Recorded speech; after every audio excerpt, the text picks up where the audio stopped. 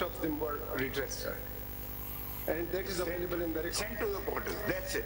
आपने आगे का जुमला नहीं सुना। एक भी एक्शन नहीं। नहीं सर, मुझे redress भी हो गई। ये मुझे यही एड्रेस है कि हमने भेज दी। देखें, he was keeping quiet. We wanted to interrupt, we stopped him. Now please let him complete his what he's saying. Sir, he is allowed to do so. आप लोग प्लीज बैठ जाए, जो पीछे खड़े हुए हैं लोग जो इस केस से ताल्लुक नहीं रखते हैं। ईसीपी की रिपोर्ट जी नहीं, आप थोड़ा इस तरफ आ जाए माइक के पास। Sir ji please continue. Their application, CP 47 was submitted, and I read the prayer, sir. It was the prayer in the CP. It will resolve the whole issue as to whether any contempt has been committed by the ECP or नहीं है। वो contempt की तो बात अलग है ना। जो आप 33 complaints आपको मिली हैं, वो आप कहते हैं redress हो गई, वो ये नहीं मानने को तैयार है। वो कहते हैं redress। they can do redress thing where they should give it in writing. We have given it in writing that we sent it, and hey, sir, again, if their grievance was not redressed, whether they have to come back to this honorable court or they have come to the ECP, they know very well that the साहब इसका कोई mechanism आपके पास खुद भी evolve करना चाहिए था ना कि अब 33 आपने भेजी, वो कहते हैं हमने जवाब दे दिया कि ये redress करा दी हमने। अगर आपको कोई और इस पे शिकायत थी तो आप दोबारा भी कह सकते थे। यही चीज आपकी उस मीटिंग में तय हुई होगी ना, जो 3 बजे आपकी मीटिंग हुई थी, कोई आपने उसके मिनट्स है सर। हाँ, तो उसके वो मिनट्स के अंदर कुछ किया होगा ना आपने, मैकेनिज्म कोई मॉडलिटीज तय की होंगी कि किस तरीके से शिकायत को हल करना है। एग्जैक्टली सर, कुछ नहीं किया इन्होंने, सिर्फ ट्रांसमिट कर। यही मेरा पहले दिन से भी मौक़िफ़ था। ये कॉस्मेटिक किस्म की ट्रांसमिशन इज दैट। मिनट्स कहाँ लगे हुए आपकी मीटिंग के? Minutes are on page 4 of the initial report, sir. The compliance report submitted on 26 part. And I read, sir, mechanism has been provided, sir.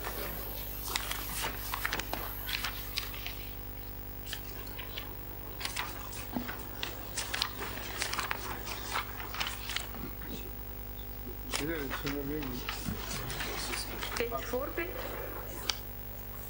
Page 4 of the initial report to registrar को दी थी compliance report.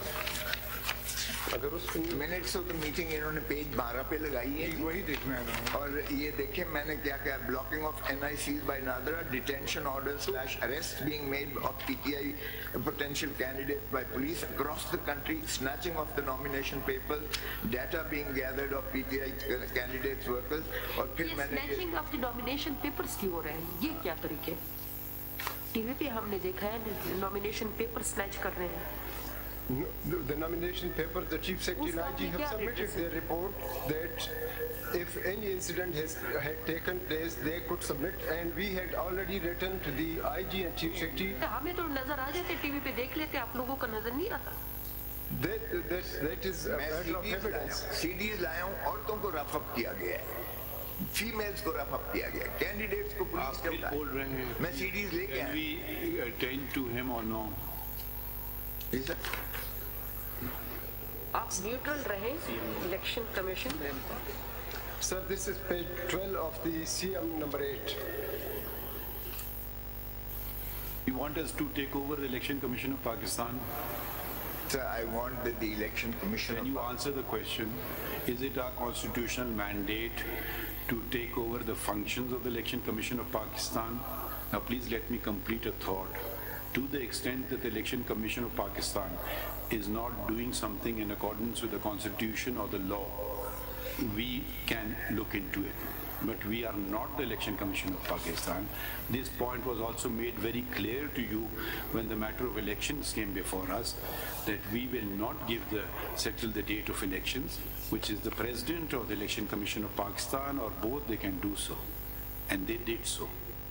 We are not, if you're going to say today someone's paper has been snatched, someone's paper has been rejected, then what we are doing in law would be assuming the duties of the Election Commission of Pakistan, which is not our job. If a returning officer accepts a nomination paper illegally or rejects a nomination paper illegally, there is a forum called the Election Tribunal. Okay. Now please don't start just saying election nomination papers when facts and figures have also been presented. you are assuming that everything is being done by the Election Commission of Pakistan in an election petition, which number of ones which we have heard the other day. Election Commission wasn't doing anything. It was the other side candidates who said disqualify him. They were contesting amongst themselves. One was saying, no, I'm qualified. The other was saying, no, he's not qualified. Election Commission virtually became a bystander. So just don't make allegations against a constitutional body unless you can back it up with proof. Para 6 पे हो सकता है para 6 sorry जो मैं जरा chief justice साहब का ये जवाब दे ये सुन लीजिए फिर कह दीजिएगा सर कि मिनट्स है ना मिनट्स के मैं आपसे आपके आसानी के लिए पूछ रहा हूँ इनके मिनट्स के अंदर पैरा 6 जो पेज 6 के ऊपर पैरा 4 की आखिरी 4 लाइन ऑफ डिसीजन है मिनट्स ऑफ मीटिंग जो है ना more over Pre-poll complaint cells have also been established in ECB to facilitate the political parties, candidates and the general public. The landline, fax, WhatsApp numbers and email address of the complaint cells were shared with delegation as well. The Chief Election Commissioner informed the participants that WhatsApp groups have been created comprising DROs, ROs, Chief Secretaries and IGP to resolve the matter on priority basis. तो ये इसका आप इस्तेमाल नहीं करते हैं जो इनकी कंप्लेंट किया एक भी उस पर कार्रवाई नहीं हुई सारी दुनिया तो देख रही है लेकिन ये कहते हैं इंसिडेंट ही नहीं हुआ My lord, I'm sorry. If you file something actually, in writing. If you file something before us, that's the only way we can function. अगर सारी दुनिया देख रही है, मैं नहीं देख रहा हूँ, ठीक है? हम कोर्ट के केसेस से चलेंगे जो हमारे पास आते हैं. अगर कोई आपने कंप्लेंट की होगी जैसे ईमेल पे या व्हाट्सएप आपको उसका या प्रिंट आउट होगा या होगा तो हम इनसे कम से कम पूछ तो सकते हैं. अगर आप सारी दुनिया वाली बात है तो फिर हमारे पास कोई इसका सोल्यूशन नहीं है. I will comply with that. But what I am saying is, in the first instance, if the election commission, and as I claim that the election commission is biased and complicit in eliminating us, तो फिर आप action नहीं लेंगे election commission के खिलाफ. Statutory body हुई तो क्या हुआ. इंडिविजुअल्स तो जो है हमें एलिमिनेट करने पर लगे हुए हैं. उन्होंने खान साहब को पहले जो है कंटेम्प्ट नोटिस जाके जेल में दिया है, कंटेम्प्ट नोटिस, और फिर उन्होंने उनको डिस्क्वालीफाई किया. You are playing to the galleries. No, I'm not. Yes, you are. There is no petition about Mr. Imran Khan before us. Yes, because level playing field. नहीं तो आप जब जाएंगे आप देख लेंगे. हम कोई अपना व्यू पहले से नहीं देते. Level playing field by the PTI. Maybe you used to cases being decided without any facts.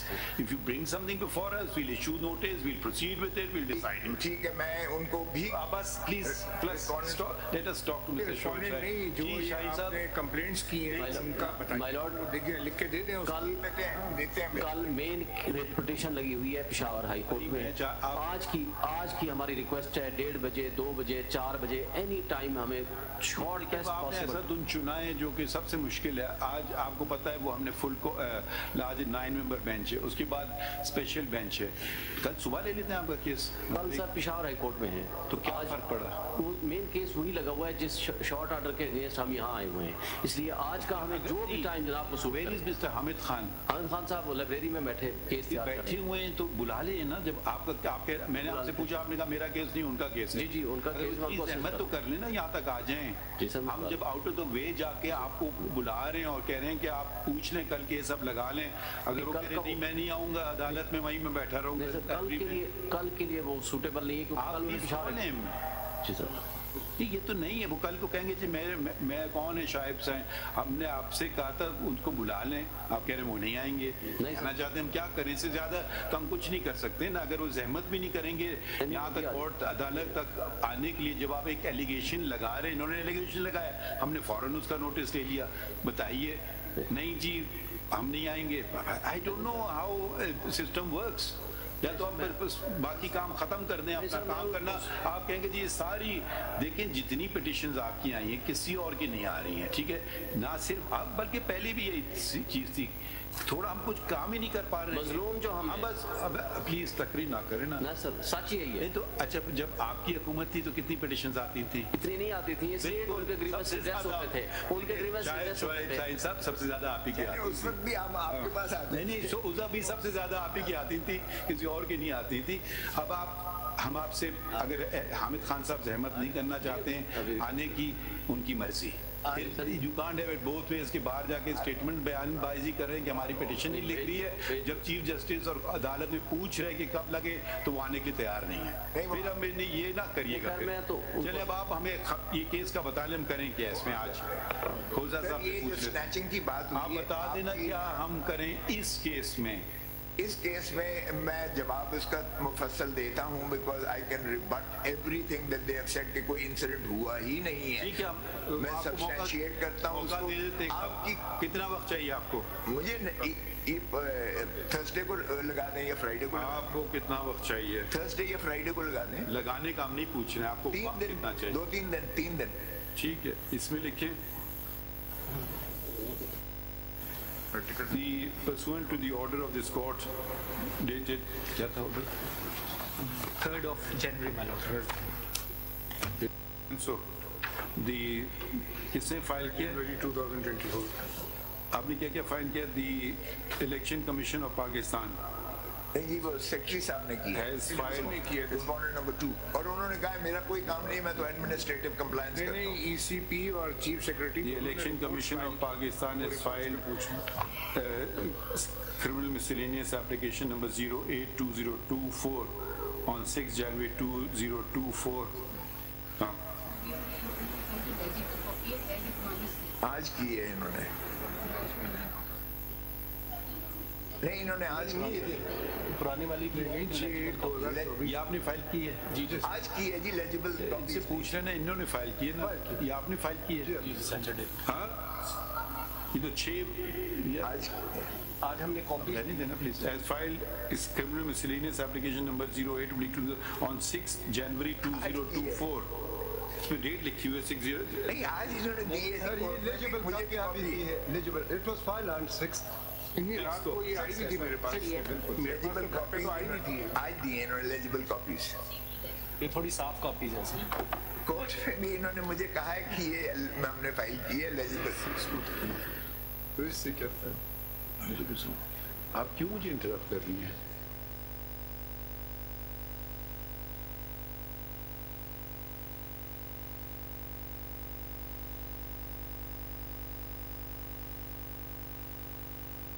January 2024 and और किसने रिपोर्ट की? Chief secretary Punjab. My lord, this is CMA number. As filed criminal miscellaneous 10 of 2024 also on 6 January 2024.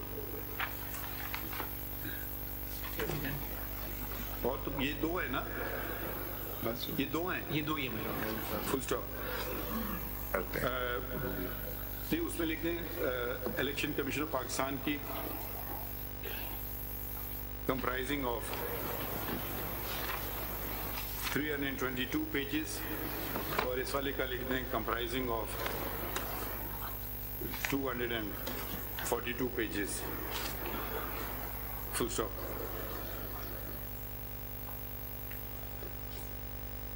We inquired from the learned counsel whether there was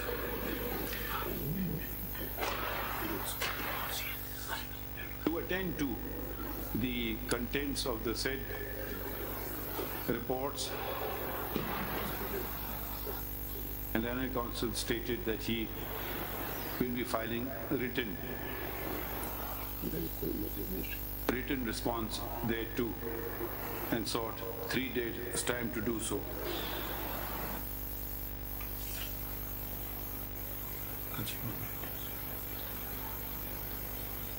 Monday को कर दें। Full stop. The response that is filed,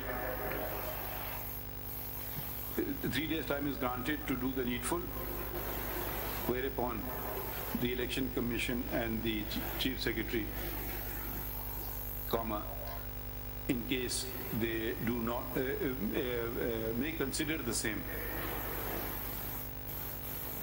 कौन सी तारीख रखें आपके लिए? As it pleases you, Lordship. Monday?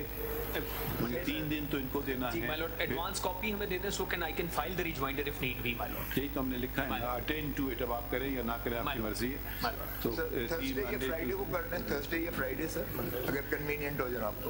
3 दिन तो हो गए ना, ट्यूसडे वेडनेसडे थर्सडे, तो थर्सडे को इनको मिलेगी, फिर इनके बाद एक वर्किंग डे है जुमा, और हफ्ते को भी काम करेंगे तो फिर रिस्पॉन्स देंगे इसके बाद। 3 दिन तो की- आप मैं 2 दिन मंडे आप लिए ठीक है? Monday. adjourn to मंडे की तारीख दे दें, मंडे की। सब मीनवाइल हमें टिकट देने दें और कैंपेन Lord, करने ये दें। सारी political statements इस case के through they are आप trying नहीं to कर milk रहे the political capital, my lord. मुझे चलिए, शौक आप है। you don't have to respond to everything, but इनका जवाब आने दें, देख लेते हैं। अब पता नहीं हमें क्या इसमें लिखा है, इतनी आपने लंबी चौड़ी डॉक्यूमेंट्स फाइल कर दी हैं। नहीं करेंगे तो फिर जी अभी आए शोएब शाहीन का कोई जवाब?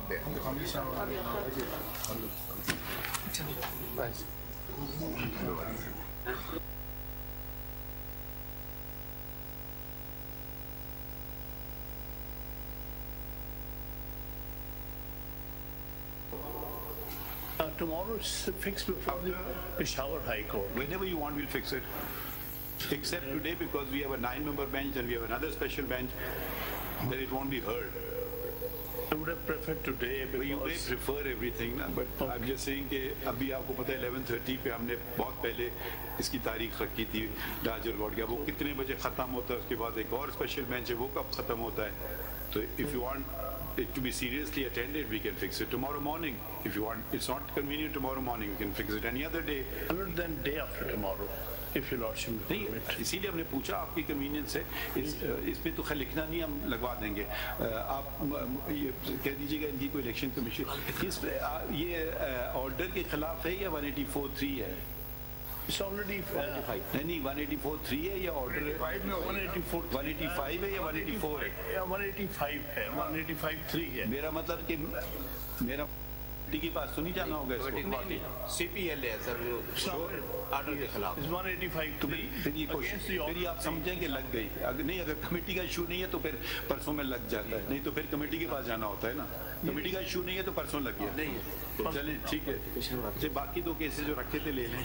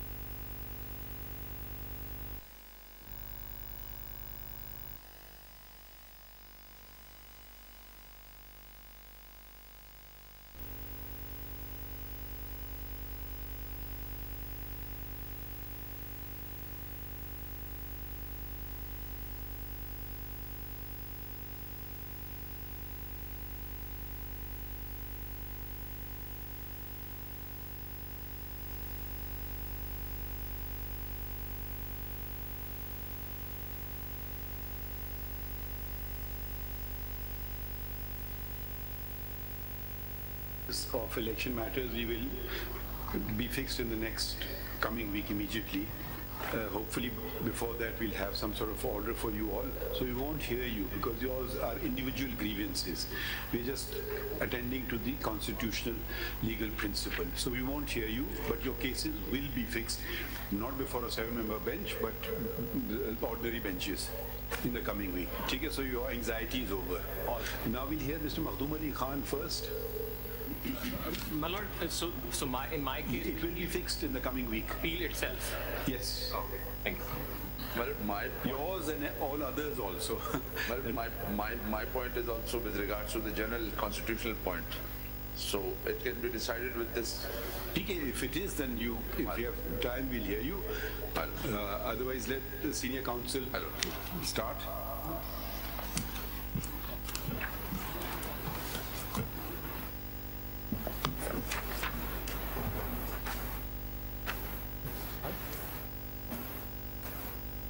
The American, the right shot,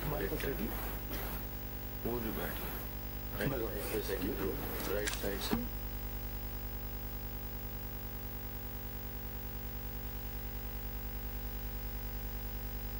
Straight away proceeding with it because some preliminary groundwork was done last time when I was on my feet before your lordship. Yes. My lord, the basic issue before this honorable court is the decision of this honorable court's 5-member bench in Samiullah Baloch, which reiterates and expands upon some of the earlier decisions, and also subsequently the dilution somewhat of Samiullah Baloch and it being followed. So squarely the question before this honorable court is, and that is the basis on which disqualifications have taken place and from which appeals under 185 have arisen before your lordship. So far as the Supreme Court Bar Association case is concerned, that also called in question the correctness of Samiullah Baloch, but as I heard, my lord, the president said that the outcome of this will directly impact that, and therefore he was not pressing it, and that for all practical purposes had become infructuous. My lord, when we look at Which is your case, first of all, number? my lord, mine is CMA 6. In response to the public notice issued by this honorable court, I have filed that CMA, and that is before your lordship. Ji. My lord, when we look at Samiullah Baloch, and your lordship looked at some parts of it yesterday, Samiullah Baloch makes a complete disconnect between Article 62 and 63 of the Constitution. It observes that these are two different sets and two different considerations prevail, and therefore the interpretation of or the language of Article 63 would not be allowed to inform the language of Article 62 of the Constitution. Now, having said that, what is the kind of declaration that this honorable court envisages under Article 62 1F? My lord, it is clear, and I'll read out those passages, that this honorable court is not talking about a declaration made under the penal laws of the country, whether that be under PPC, or that whether that be under the Election Act 2017, because there too the Sessions Judge has penal powers, or under the Election Act or ROPA, Representation of People Act, which previously existed, where too the Sessions Judge had some criminal powers to punish corrupt and illegal practices. Because their lordships put them all virtually, without always identifying them, in a separate category. There they say that the person has paid his debt to society and virtually, therefore, he's back in the fold. The declaration envisaged by this honorable court under 62(1)(f, it was read out to your lordship yesterday, and may I draw your lordship's attention, Samiullah Baloch, my lord, is in this volume 1A filed by me. It is on tab 7. This is PLD 2018, Supreme Court 405. The relevant page of the law report is 435.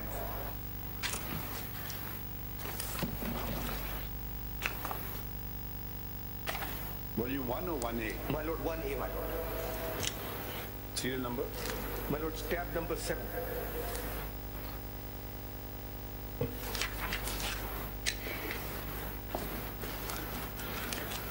If your lordship turns to page 434,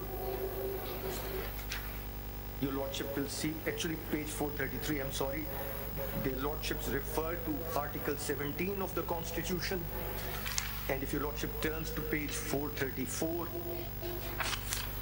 their lordships again right at the top of the page refer to Article 17, sub-article 2 of the Constitution, and point out that morality is one of its features, because the word integrity means moral soundness. With great respect to that's not a major point over here, I proceed from it. My lord, integrity in the context of both Article 62 and Article 17 of the Constitution is not used in the sense of moral integrity. Integrity of Pakistan is not the moral integrity of Pakistan, it is the wholeness of Pakistan. A threat to the integrity of Pakistan is not a threat to the morality of Pakistan, that is separately dealt with. When we talk in the context of the individual morality, that he's a person, man of integrity, we mean he's a man with a good degree of morality. When we say the integrity of the country is threatened, we don't talk about the morality of the country being threatened, we talk about the wholeness of the country being threatened. That's the country being threatened, that's the second meaning of the word. But my lord, moving away from that, if your lordship takes a look at page 435. You are saying the words integrity has been given a moral connotation. A meaning which is not permissible by the English language. My lord, yes. Because the English language uses the word morality in two senses, and context, as your lord. Morality is a different word, integrity is a different word. And my lord, you may have integrity and no morality. And probably vice versa. Yeah. I don't know. And my lord, in some of the dictionaries, for instance, Oxford Concise uses the word integrity in both senses. Morality is the first sense, and wholeness is the second. So your lordship will always have to look at the context. Naturally. And when it says in a marriage context, integrity would include morality.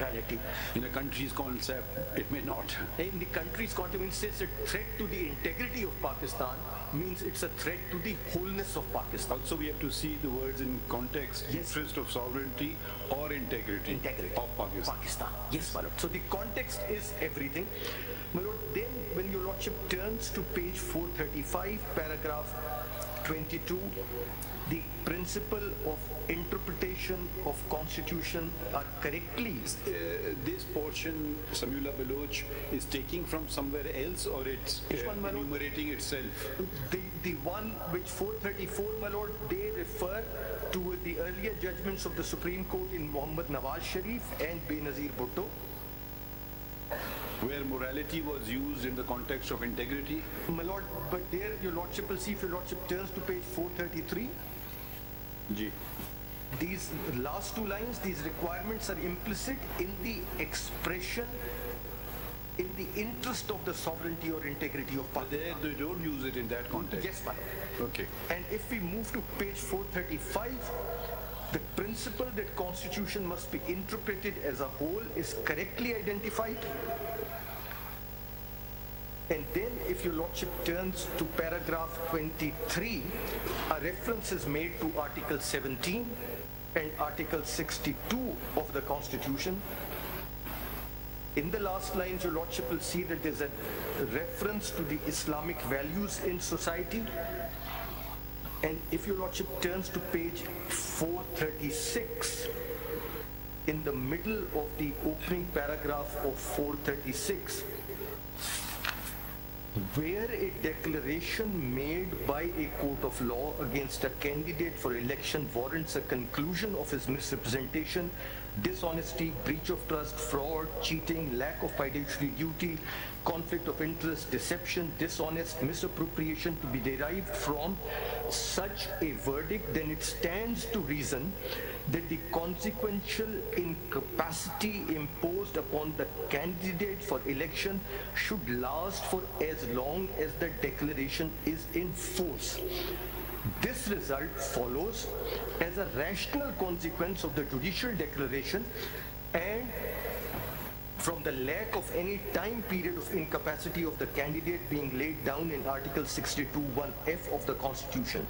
In other words, if the declaration by the court has attained finality, the embargo under Article 62(1)(f) of the Constitution acquires permanent effect. The foregoing aspect of Article 62(1)(f) of the Constitution do not encumber but regulate the fundamental right of political association and action under Article 17, paragraph 2 of the Constitution, and then the last 3 lines of this paragraph. Consequently, a valid declaration by the court would involve the breach of a legal duty or obligation owed by the candidate for election to another person, or the violation of the latter's legal right or privilege. Then a paragraph 25, if your lordship may see the last 4 lines on page 437. Because here their lordships identify what kind of declaration they are envisaging. Therefore, the consequence of permanent nature, that is incapacity, following a final and binding decree of a court of civil jurisdiction, is the ordinary and lawful outcome of civil litigation. So Samiullah Baloch actually clarifies what declaration we're talking about. It's arising out of a civil jurisdiction, and dealing with civil disputes of 2 parties. Yes, my lord. And therefore, my lord, if they had not, their lordships had not observed that, the disconnect between 62 and 63 was impossible. Because if this was a declaration by a criminal court convicting someone, it means then a decree must be keeping in view Article 62 in mind. That is what they envisage, as your lordship sees. Or it can be when a person is applying for the election. At that time, Article 62 comes. Yes, my lord. Because your lordship see, they say that. Prior decree can be. Yes, they say that, my lord, in paragraph 26. If your lordship sees the quotation mark where 63 is reproduced, and 63H in particular, after that say we have already observed that a conclusion about a judgment debtor having character failings specified in Article 62(1)(f) of the Constitution that emanate or can be derived from a final judicial declaration would cause the permanent incapacity of a candidate for elected office. Again, declaration of a civil nature. And if your lordship turns the page, your lordship will see paragraph 29 on page 441. Under Article 62(1)(f) of the Constitution, the judicial declaration by a court of civil jurisdiction against a candidate for election to Parliament would adjudicate misconduct of the candidate that has not resulted in his criminal conviction and sentence for more than 2 years by the competent court.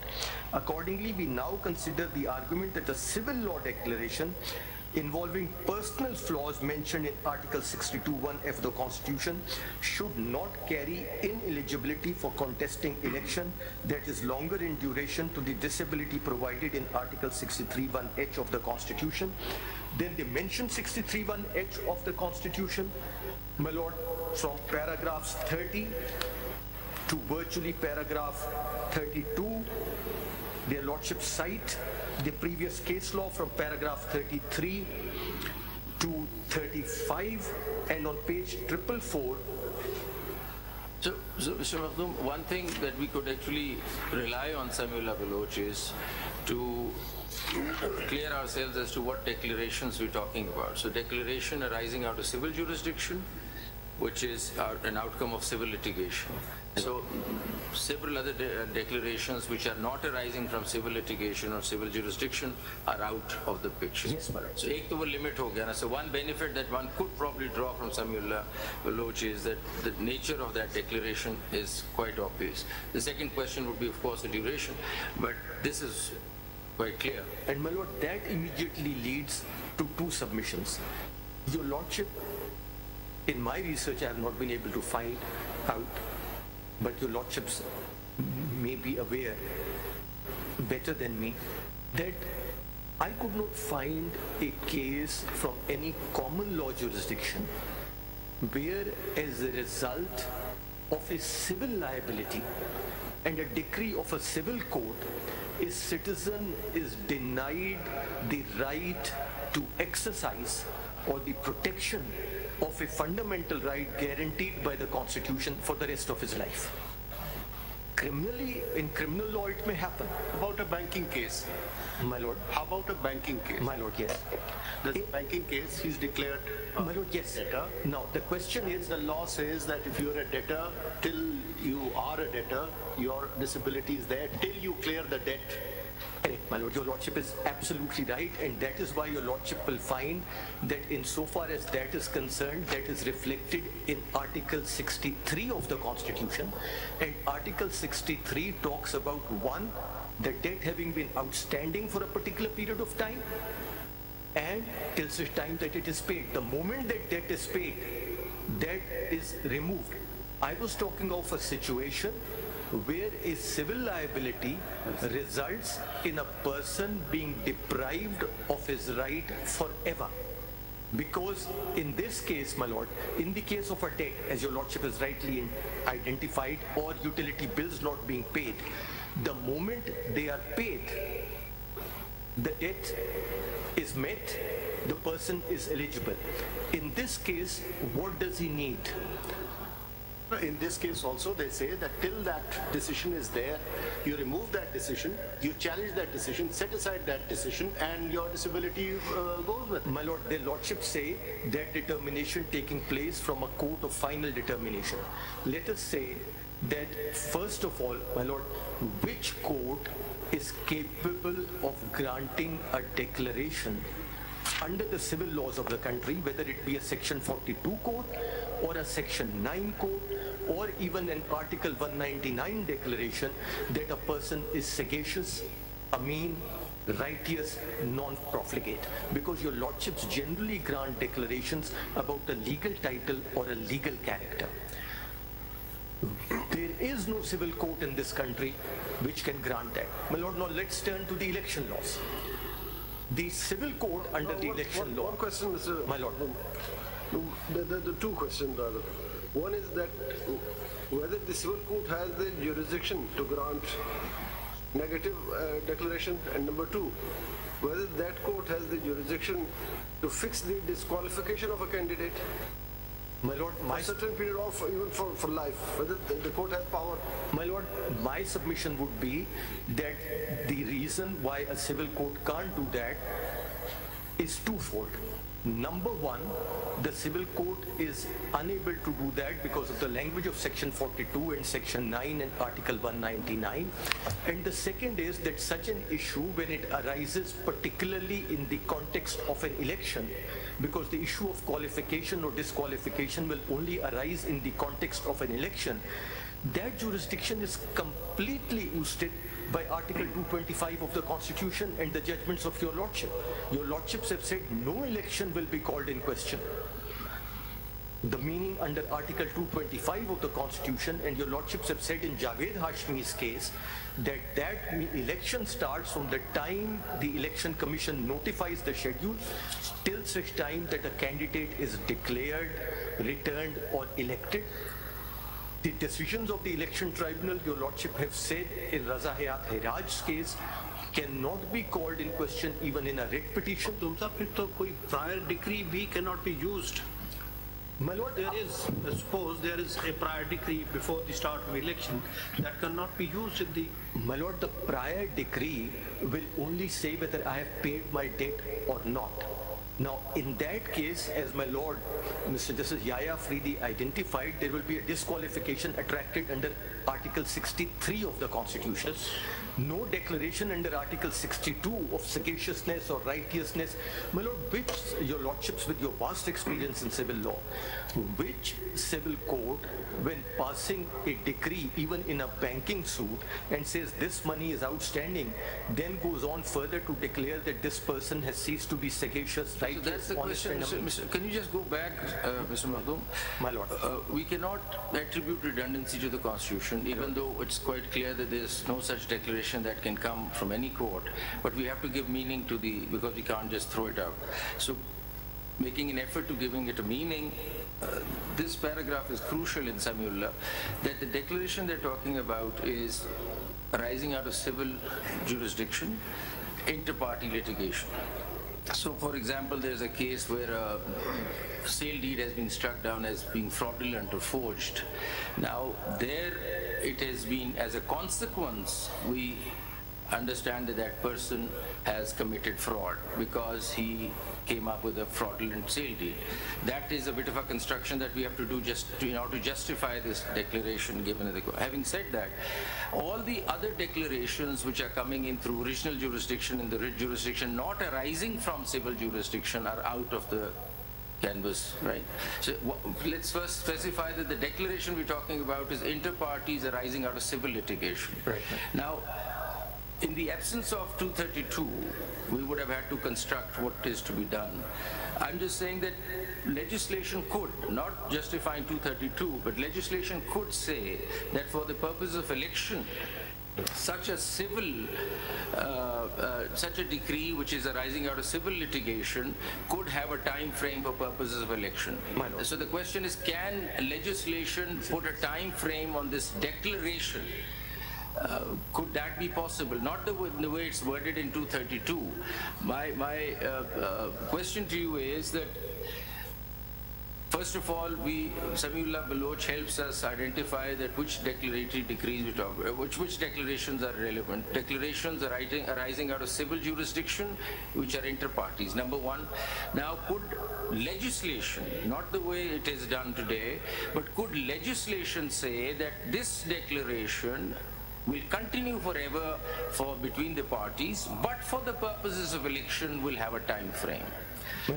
Such a legislation is not the way it is done now in 232, but could such a legislation be possible to say that a declaration inter partes arising out of civil litigation for the purposes of election would only be for 5 years, even though between the parties it will remain forever till it is set aside, but for the purpose of election? Could such legislation take place? My lord, that was a bit later, but may I address it right now? My lord, when your lordship looks at 62(1)(f), the constitution makers under the 18th amendment do not say that this is a declaration of a civil court. They say no declaration to the contrary by a court of law. A criminal court is as much a court of law as a civil court. Now, if your lordship reads a court of law as a court of law, a court of plenary jurisdiction, that would include courts both on the civil and criminal side which decide cases after recording of evidence. And in that, if your lordship does that, then 63 and 62 will have to be read together. There's no way one can read them differently. My lord, may I just preface this a little further? Sure. My lord, a question has been asked and repeatedly that, and my lord, Mr. Sajjad Afridi asked that again yesterday. Why have two lists? Justice Hilali asked the same question again. Why have two lists? What's the difference? My lord, the two lists made perfect sense under the original 1973 Constitution. The list of qualifications was that you should be a citizen of Pakistan.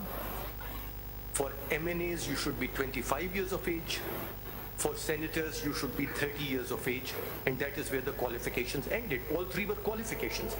The disqualifications were that he is of unsound mind, that he is an undischarged insolvent, or he ceases to be a citizen of Pakistan or acquires the citizenship of a foreign country.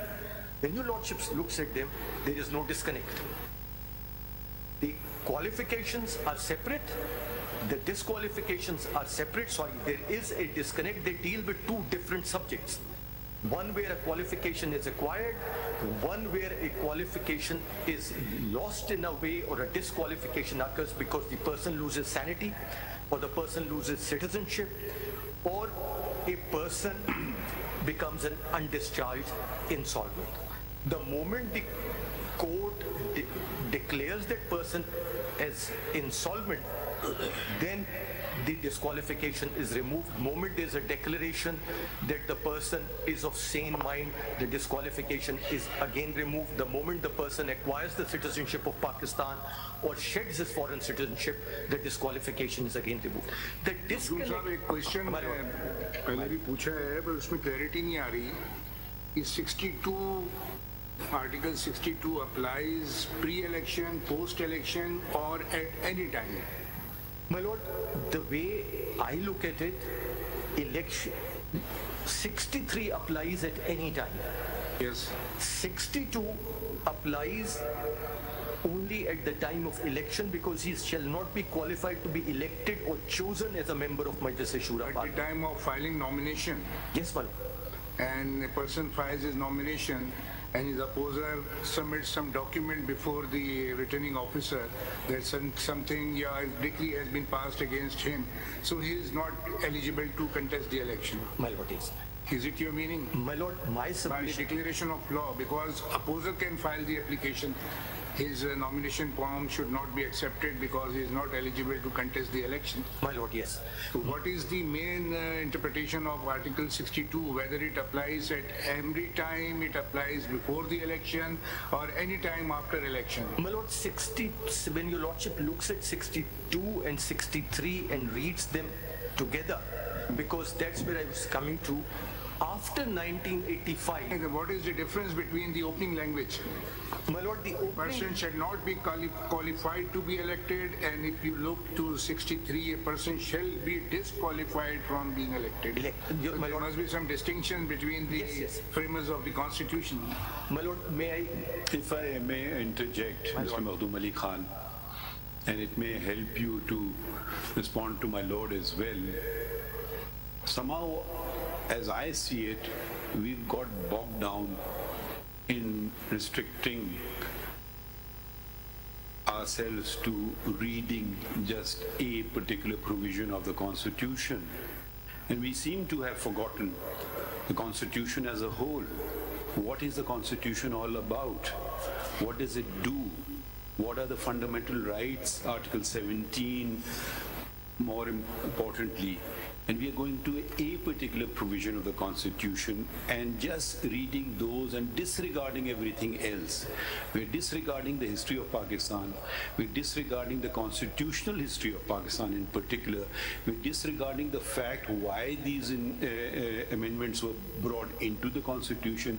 We're disregarding the fact that original Constitution has a greater sanctity than amendments brought there too, unless there are such amendments which enable to serve the people better. For instance, Article 19A, Article 10A. Now, nobody can say that these insertions have taken away something from the people of Pakistan. Rather, they have given something to the people of Pakistan, including Article 25A, compulsory education up to the age of 16.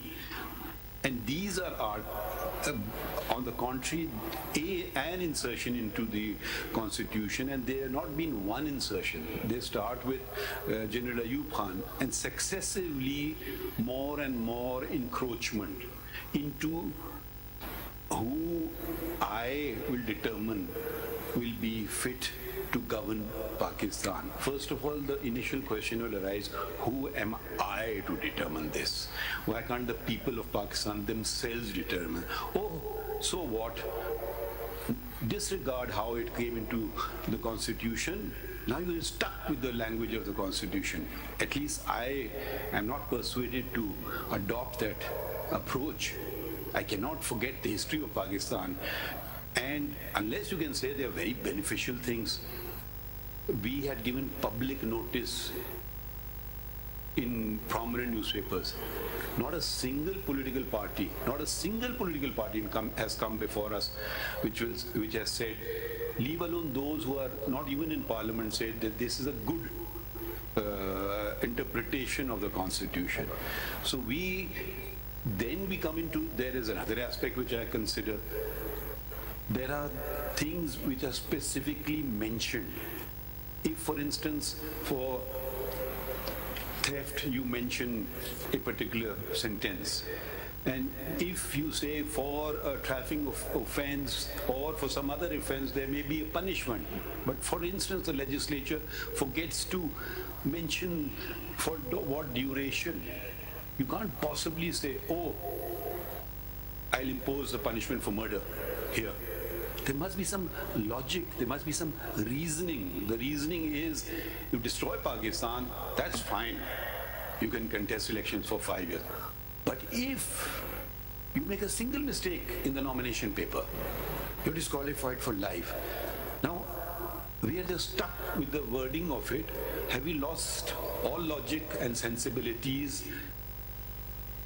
I mean, why are we not? Nobody's addressing that. I keep requesting that to be addressed, but we're just bogged down by this 62(1)(f) and the whole of Pakistan, because a general decided to impose that, has now got us thinking. Leave aside the constitution of Pakistan, we're just stuck with his language.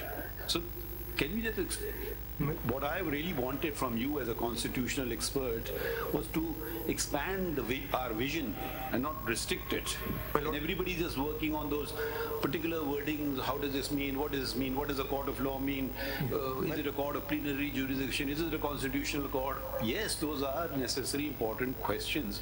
But in context, in the order of priority, I would put it at number 10, probably, if there are 9 other more important ones. Sorry, I went on a bit too long, but can you focus on those aspects? Let me, my lord, that was, in a way, your lordship's observations connect and resonate with the question posed by my lord Mr. Justice Sayyid Mansoor Ali Shah.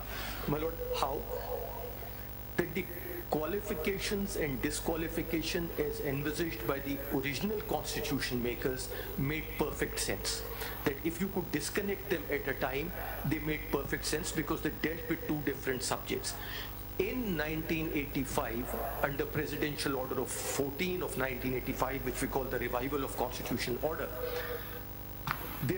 all these changes came about with a minor change again through the 18th Amendment. At that time, where a whole host of disqualifications and qualifications were added. And when these were added at that time, virtually we lost the plot. And it would be difficult to say that 62 and 63 are now disconnected provisions. They are connected, they have to be read as a whole. Now, insofar as those amendments were concerned, they virtually were envisaging, as observed by one of your lordships in an earlier 7-member bench judgment, virtually a society of angels and parliamentarians who were probably even holier than angels to come into parliament. So there was a disconnect with real life, which reminds one of, your lordship's observations remind one of the quotes of Abraham Lincoln, that it has been my experience that folks who have no vices have very few virtues. So virtually introducing a society of people with no vices and few virtues. But my lord, in these qualifications and disqualifications, these very long list, there is a connection. And the connection is that you cannot read Article 62 without looking at Article 63. And even earlier, you could not read Article 62 and 63 without being conscious of the rights of citizens under Article 17 of the Constitution. This court has always been mindful not to disenfranchise people, that the right of people to form and join political parties is there, and a person has a right to contest elections. 62 and 63 both make inroads to an extent under that fundamental right. The inroads were sensible inroads when it came to the original 1973 Constitution. That we will not allow an insane person to be a member of the parliament. That we will not allow an undischarged insolvent to be a member of parliament. We will not allow a person who is not the citizen of Pakistan or is the citizen of another country to be a member of parliament. That we require that persons should be at least 25 or 30 years of age, being National Assembly or Senate respectively, to be members of parliament. And that none of those make an inroad into Article 17 of the Constitution. So why are we interpreting it in this manner then? And then something has also been said that ordinary legislation is not a substitute for a constitutional amendment. Okay, you bring in a constitutional amendment, we strike it down. So our wisdom is paramount. So we can do whatever we want to. not guided by anything other than our own vague ideas of morality. My lord, and that is the submission that two things you will not find. You will not find a judgment from the common law jurisdiction where by a declaration of the court, because this is not a declaration of parliament, my lord, Article 63. And will you concede that this is no disrespect to anyone, will you concede that the parliamentarians in Pakistan are the best in the world? Are the best in the world? Surely not. Don't be hesitant. No, my There's lord. no disrespect to anybody. No. Does any other country, a single country in the world, have this test for parliamentarians? My lord, not that I am aware of. Not the US Constitution. So if we have this test and we don't have the best parliamentarians in the world, that means this is not even a workable law, if at all anything else. It's just words on a piece of paper which I can use for my personal projects, I would say. Tomorrow you are honest, you can be declared dishonest, out, in, it's up to me. I can just write some few words of English language and that's that. To give an immediate example, the US Supreme Court has a similar requirement: citizen, age. Those are, you can physically, yes. you can check this, yes. Like we had in the 73 Constitution. Even when the US Congress sought to introduce new qualifications of this kind at a particular period of time, in Powell versus McCormick, the US Supreme Court struck it down. They said no. The Constitution has given a list of qualifications. Congress cannot add to that list of qualifications. That's where we stop. So the courts in other places have gone the other way. They've said, here is Mr. Mazloom, speaking for myself, we'll have to, expounding the Constitution, we have to rely on the tools of interpretation. My lord, yes. I look at the Constitution post 18th Amendment. To me, the dictator argument is out of the window because it is the 18th Amendment passed by the Parliament. So I need to give it a very serious thought in interpreting the Constitution. So every word to me is important. I could just disregard all the words and say this is not the Constitution. That cannot happen, even though I might disagree with the wording of it, but some meaning has to be attributed to it. I find the declaration firstly making no sense, but I have to give it a meaning because I can't throw it out of the Constitution. I don't have the jurisdiction to do that. So having said that, you were at that moment explaining that the court of law could have criminal and civil both. Could you just resume from there and explain? A court... Can you also attend to a side query with what my lord has just observed? My lord is, with the greatest respect, assuming that there will be redundancy to the Constitution. I would reframe it. There would be redundancy to the interpretation of the Constitution by this court, which is not quite the same thing. The Constitution does not say that you stand disqualified. We say you stand disqualified. My lord, if the Constitution had simply said so, end of story, fine. That argument would be, but it is how we interpreted the Constitution has said so. I don't know if that's a valid point or not. May I as counsel mediate a safer course for myself by saying by saying no, please, we never mind anything being said here. No, my lord, because you see, we bounce ideas, our thinking clarifies. Take the hard response. My lord, be as critical as you want. My lord, the safer course which I suggest for myself is that when your lordship looks at the Constitution, whether your lordship looks at it, my lord, as my lord the Chief Justice is looking at it, or my lord, your lordship Sayyid Mansoor Ali Shah Sahab is looking at it, there is no redundancy. Redundancy is created by Samuel Baloch. If your lordships read the Constitution the way Samuel Baloch reads it, there is redundancy.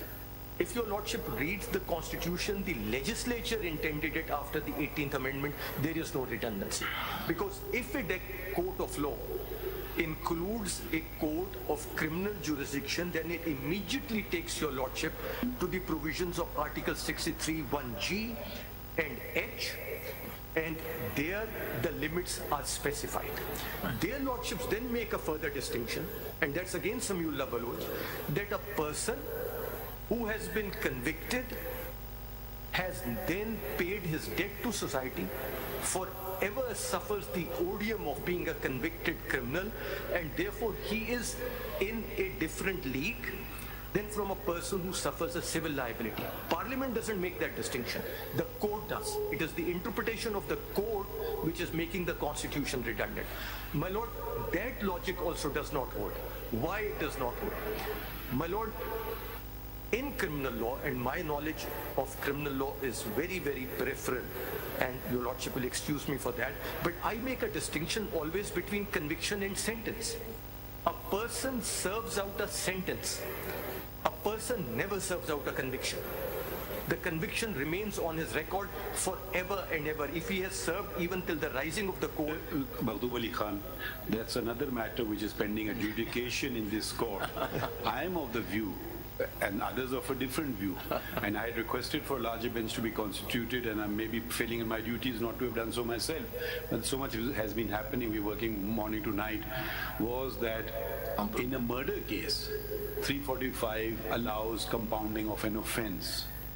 There are two views in this court prevailing. One view is it brings the sentence part to an end. It does not efface the conviction. The other view is it effaces the conviction and the sentence both. So even if we apply that debt to society part, suppose a person commits murder and next day secures a settlement with the legal heirs, where is the debt to society has been paid? It hasn't been paid. He will file a nomination papers. Have you been convicted of an offense? Answer will be no.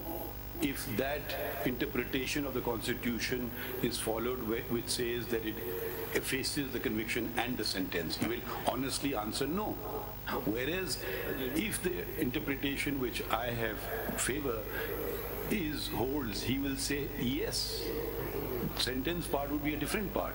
So even though he didn't pay debt to society, did not serve one day in jail, he still can contest election in that scenario.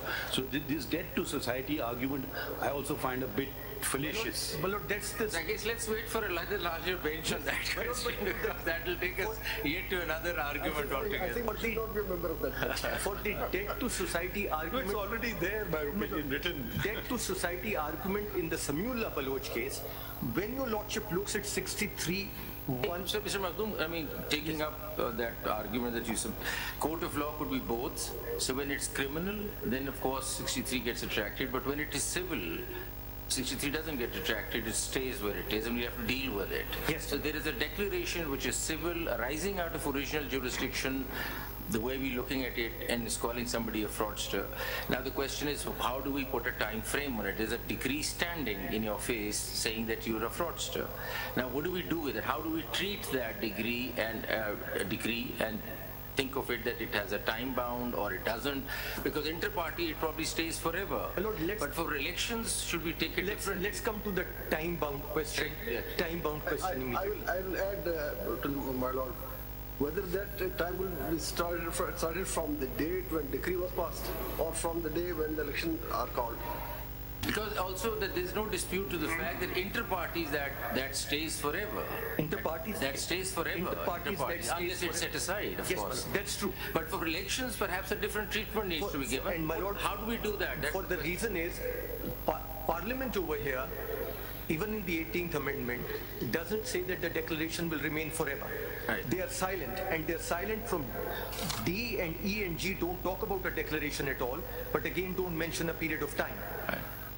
F mentions, don't mention a period of time or mention a court.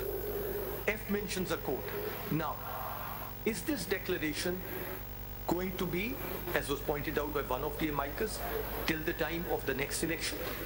For the present term or forever? Generally, when your lordships have looked at questions where no time has been specified, Your lordships have consistently taken the view that it has to be a reasonable time.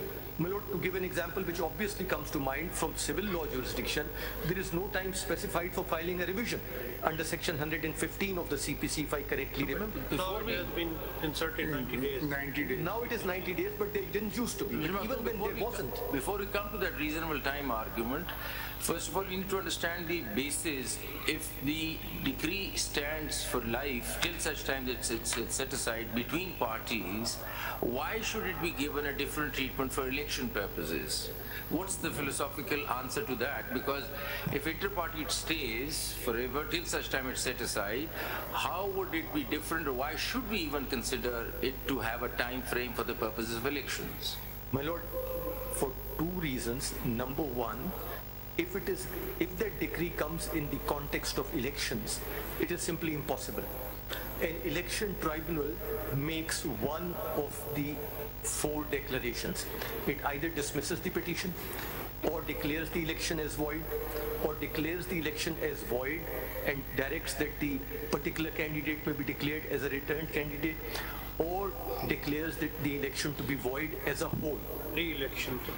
That used to be the situation under ROPA. That is the situation even now under the Election Act. For offences under the Election Act, for corrupt practices, for illegal practices, the session judge tries them. Now some of them tried by Election Commission, some of them by the session judge, and we need not go into that question. PPC itself has a chapter on election offences and where punishments are prescribed. Your lordship will notice that when your lordship looks at corrupt and illegal practices, the maximum punishment of illegal practices in none of those cases exceeds 2 years.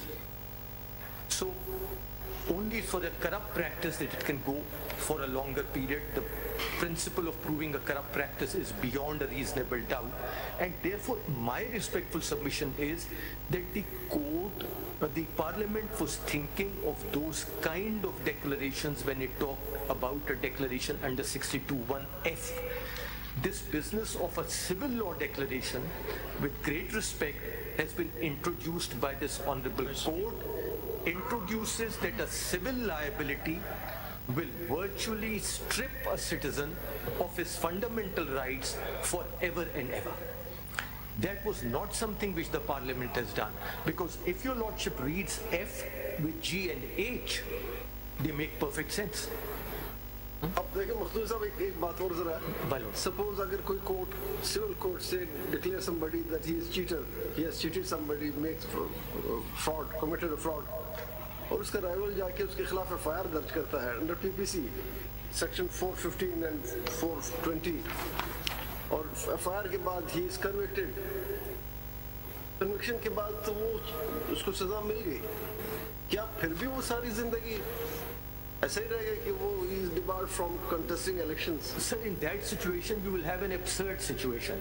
The absurd situation would be that on account of that civil liability, he will be forever disqualified, but insofar as the criminal liability is concerned... talking about civil declaration, किसी के खिलाफ declare कर दिए, जी sir, वो तो time नहीं देगा, civil court तो नहीं कि you are debarred from, वो simply कहेगा you have committed fraud by changing the documents और जो भी दूसरी पार्टी कहती है कि चूंकि आपके खिलाफ एक डिक्लेरेशन आ गई कि आपने चीटिंग की, वो जाके FIR दर्ज कर देती है, FIR की बुनियाद पर PPC में जाके क्रिमिनल कोर्ट में चल रहे तो वहाँ पे सजा हो जाती है 2 साल 5 साल जितने भी, क्या सजा खत्म करने के बाद स्टिल उसके सारी जिंदगी डिस्क्वालिफिकेशन 5 साल? सर 63(1)(h) के तहत उसकी डिस्क्वालिफिकेशन खत्म हो जाएगी, लेकिन अगर वाली बात है कि इसको 63 के साथ पढ़ा जाए, अगर समीउल्लाह बलोच सही फैसला हुआ है, if Samiullah Baloch has been correctly decided, then on account of that civil declaration against him,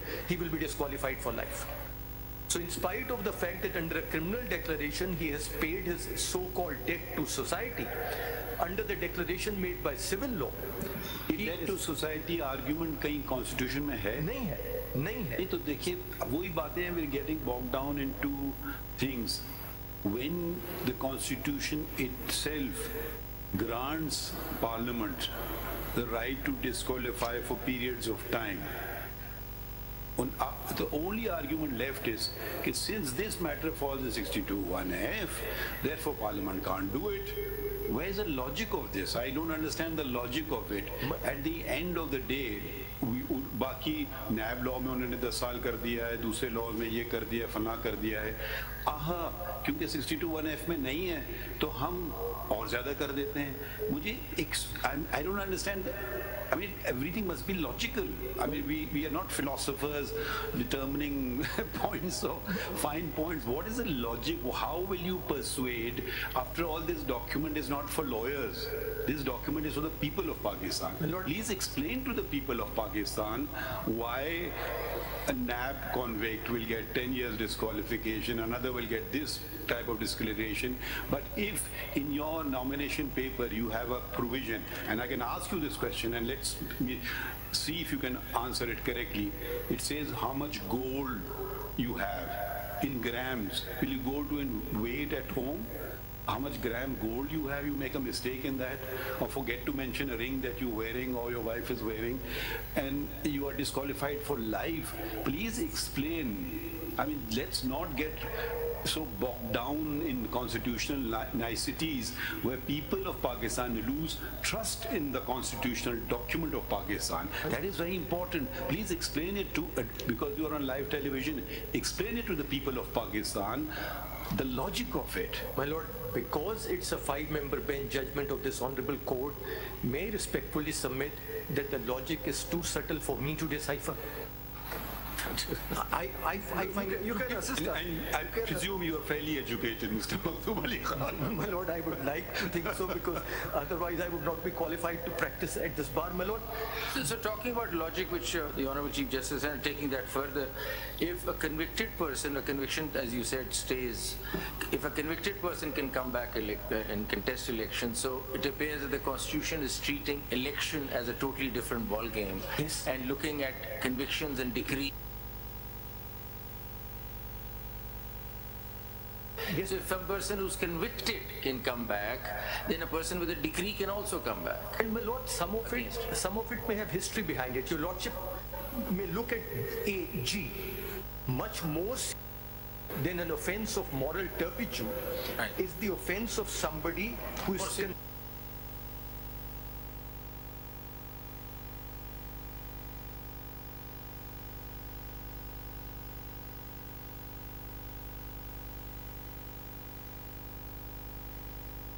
historical basis. If we go back in the history of the world, not just Pakistan, it has a historical basis. My lord, the Americans fought a civil war. 2 states, there was a confederacy and there was union. Mr. Jefferson Davis was the president of the confederacy. Mr. Jefferson Davis, the prosecution against him collapsed. His vice president, 2 years later after the civil war, was elected to the US Senate. Why? The idea was to bring the union together, not to keep the people permanently disqualified from participating in the democratic processes, because it is participation in the democratic processes which holds. Who was the vice president? My lord? Who was the vice president? My lord, I have the name, I keep forgetting it. G. Sorry. American history.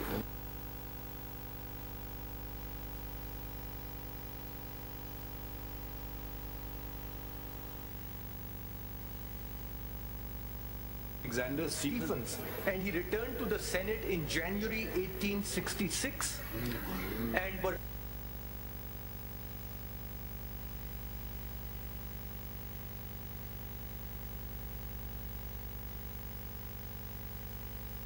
to General Sherman, saying that, you know, as president, I would be bound to oppose Jefferson Davis getting away. But if unbeknownst to me, Jefferson Davis were to escape, I would not hold it against you. So he was basically saying, now that the Union has won the war, the country has come together, look the other way, let healing take place, let reconstruction take place. He's saying the Constitution talks about strengthening democracy through the process of elections. Yes. And it is saying that even convicted persons who serve their terms will come back and participate, because participation in election is perhaps a larger principle at work. People need to come back into elections because that then strengthens.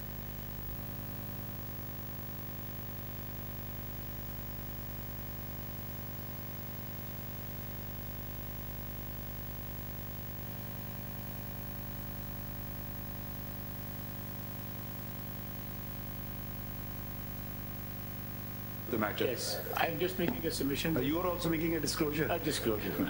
My Lord, Masood Mahmood was proceeded initially for contempt of court. Before he made his statement in this particular case as an approver, he was being proceeded for contempt of court in another case. And my father was representing him in that particular matter. I just wanted this to be brought to the notice of this honorable court. Do you have any objection to be amicus yourself? No, I don't have. I know what I have to say. Okay, same applies. Anyone has any objection? Disclosure has been made. If anyone has objection, please say so. Otherwise, we take it no one has objection. So no one is objecting to you, Khwaja Sahab. Your fairness has acknowledged. I'm grateful. जी, आज कौन आ रहा है? मखदूम साहब.